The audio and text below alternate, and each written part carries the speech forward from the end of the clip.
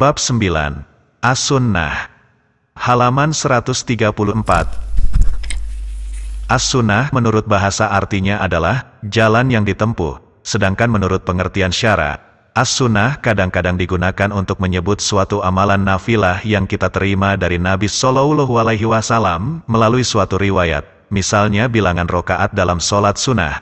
Amalan semacam ini disebut sunnah, artinya tidak termasuk dalam kategori fardu.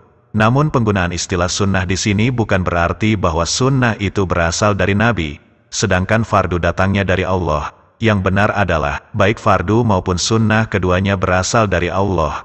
Rasulullah Shallallahu Alaihi Wasallam hanya sebagai mubalih, penyampai dari Allah. Beliau tidak berbicara dengan hawa nafsunya, melainkan dengan wahyu yang diberikan kepadanya. Dalam hal ini, walaupun amalan ini dinamakan sunnah yang kita terima dari Nabi melalui riwayat, akan tetapi yang kita terima itu memang sebagai nafilah yang kemudian disebut sunnah. Begitu pula halnya dengan amalan fardu yang kita terima dari Nabi sebagai fardu yang kemudian disebut fardu.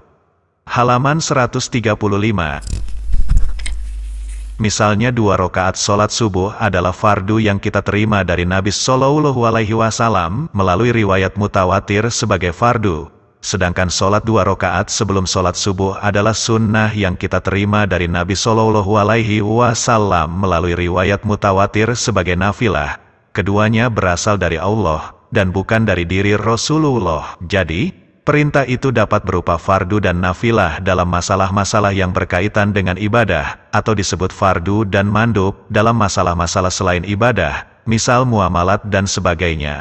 Dengan demikian, nafilah itu tidak lain adalah mandub itu sendiri, yang diberi nama nafilah dan disebut juga sebagai sunnah. Istilah sunnah juga digunakan untuk menyebut apa yang berasal dari Rasulullah, berupa dalil-dalil syara, selain ayat Al-Quran, termasuk perkataan Nabi, perbuatan, dan ketetapan-ketetapan beliau, yaitu hal-hal yang beliau diamkan.